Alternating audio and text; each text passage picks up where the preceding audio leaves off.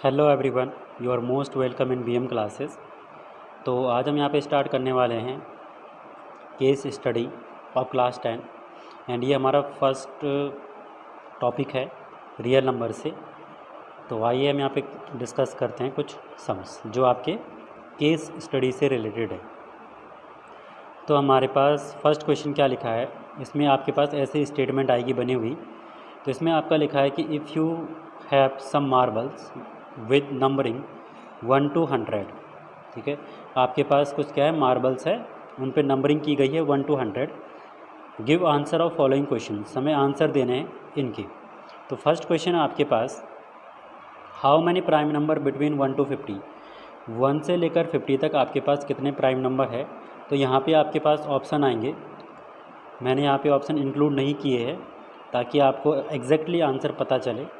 तो आपने ये याद रखना है कि 1 से लेकर 50 तक आपके प्राइम नंबर होते हैं जो वो होते हैं आपके 50, ठीक है।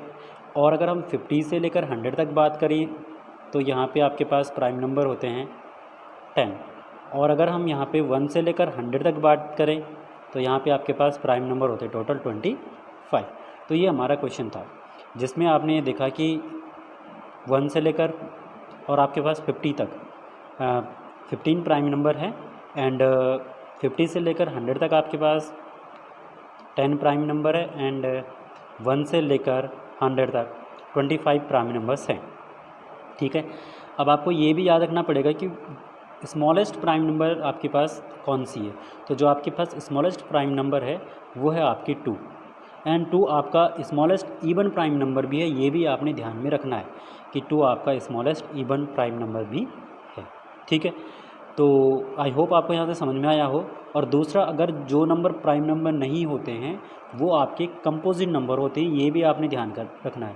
कंपोजिट नंबर वो नंबर होते हैं जिनके मोर देन 2 फैक्टर होते हैं, और प्राइम नंबर वो नंबर होते हैं जिनके सिर्फ ओनली 1-2 फैक्टर होते हैं, एक तो वो खुद और एक 1, ठीक है।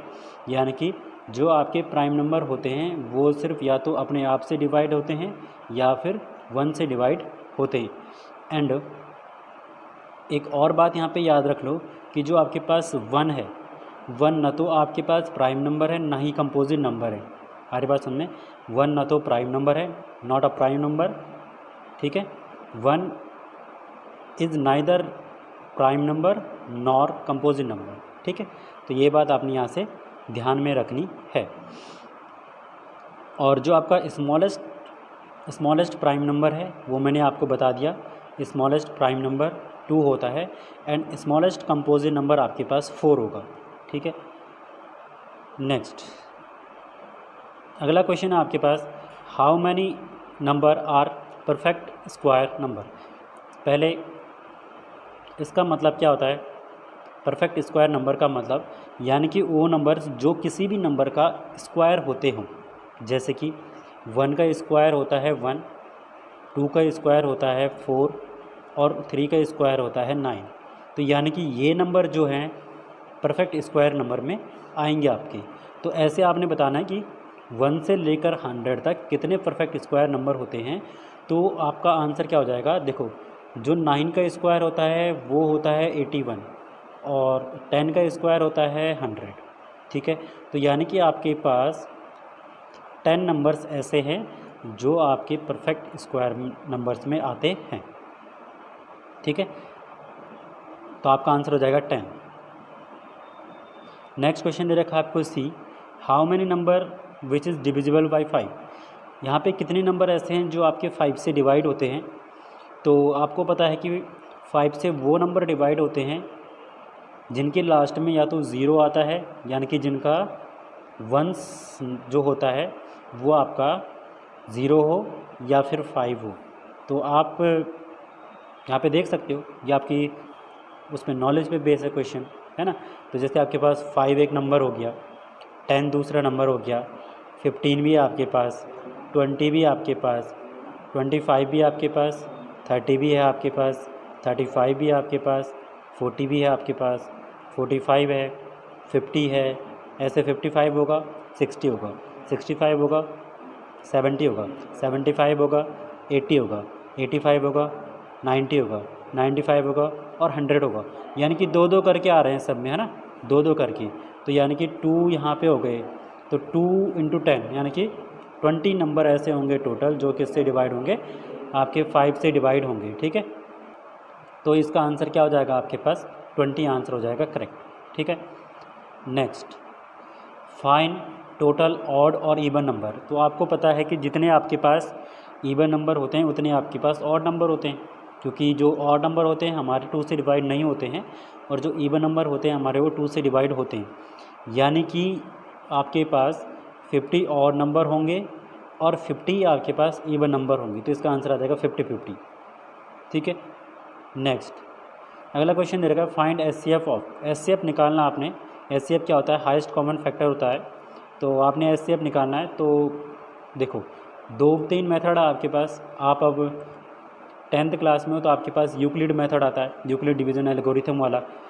तो यहाँ पे तो ऐसा नहीं बोला गया कि मतलब इस मेथड से निकालना, तो आप किसी भी मेथड से निकाल सकते हो। आपके पास डिवीज़न मेथड है, आपके पास फैक्टराइजेशन मेथड है, आपके पास यूक्लिड मेथड है। तो जो आपको सबसे ईजी लगता है उस मेथड से आप निकाल सकते हो, ठीक है। तो देखो 35 है, इसको 98 को डिवाइड किया 35 से, तो ये हमारा पहले 2 जा कट हो जाएगा एंड आपका आंसर कितना आएगा 70, ठीक है। यहाँ से इसको माइनस किया, आपके पास आंसर बचेगा 28। फिर ये 35 यहाँ पे आ जाएगा, तो हमने लिख दिया 35 एंड उसके बाद इसको डिवाइड किया, 1 जा कट हो जाएगा, 28 आएगा आपके पास। उसके बाद इन दोनों को आपस में किया माइनस, आपका 7 आएगा एंड यहाँ पे लिखा है 28 एंड ये आपका 4 जा कट हो जाएगा 28, ठीक है। तो यानी कि आपके पास रिमाइंडर बच गया क्या, 0। तो आपका एचसीएफ क्या हो जाएगा, आपका एचसीएफ हो जाएगा 7। एचसीएफ वो नंबर होता है, वो लीस्ट नंबर होता है जिससे मतलब दोनों नंबर डिवाइड हो जाए।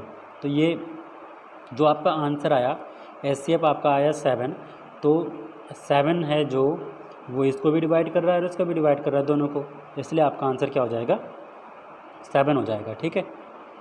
नेक्स्ट, अगला क्वेश्चन दे रखा है how many number having same digit on tens and ones place. Tens and ones place, जैसे कि आपको पता है सबसे पहले वंस होता है, उसके बाद टेंस आता है, फिर 100 होता है, 1000 होता है, 10,000 होता है ना, उसके बाद लाख आता है, 10 लाख। तो ऐसे करके आपके पास नंबर होते थे दोनों प्लेसेस पे, वंस और टेंस प्लेसेस पे सेम डिजिट। तो आपको पता है सबसे फर्स्ट जो आपके पास डिजिट होती है वो क्या होगी आपके पास, 33, 22, 11, 44, 55, 66, 77, 88, 99, ठीक है। तो ये नंबर है आपके पास 1 से लेकर 100 तक जो वंस प्लेस पे और टेंस प्लेस पे सेम डिजिट है जिनकी। तो ये आपके पास कितने नंबर हो गए, 1 2 3 4 5 6 7 8 और 9। तो आंसर होगा इसका 9, ठीक है। 9 is the correct answer of this question. तो गाइज़ आपको यहाँ पे समझ में आया हो, I hope. If you like this please join with us. Thank you for watching.